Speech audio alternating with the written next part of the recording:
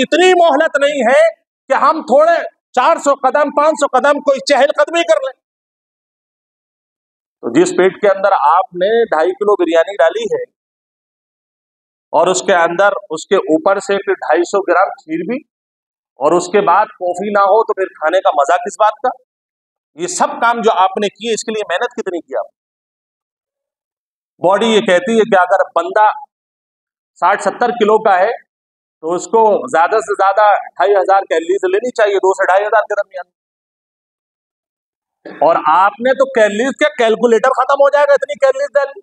और लोग फख्र से बयान करते हैं, बोले साहब 3 किलो तो चिकन खा लिया, और उसके बाद जो है वो खीर भी आई, उसके बाद फला चीज भी आई, फला चीज भी आई।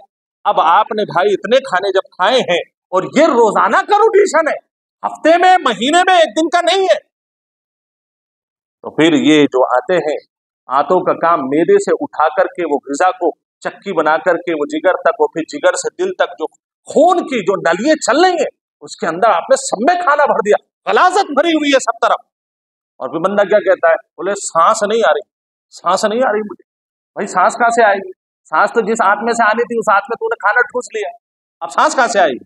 खुदा के वास्ते अल्लाह के प्यारे नबी मोहम्मद रसूलुल्लाह सल्लल्लाहु अलैहि वसल्लम ने फरमाया, और कुरान का एक मौजज़ा, आपको अल्लाह कहता है युरीदुल्लाहु बिकुमुल युस्रा वला युरीदु बिकुमुल उसर।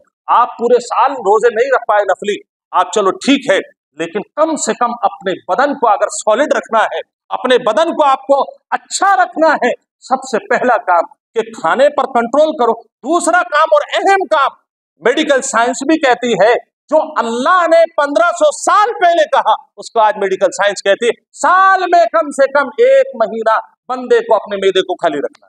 इस पर जुल्म वाला जुल्म। एक बात बस आखिरी बात अर्ज कर रहा हूं, हमारे यहाँ तो भाई रमजान में भी जो मकसद था पेट को खाली रखना वो बिल्कुल उल्टा हो जाता, और जब खाएगा मगरिब के टाइम, जब तक दस्तरखान में से धुएं ना निकलने लगे तब तक बंदा उठेगा, और इतना खाएगा कि जब फजर में या फजर के बाद मौलाना से मुलाकात होगी, इमाम साहब कहेंगे, बोले भाई ईशा में तरावी में नहीं थे, अरे बोले नींद लग गई।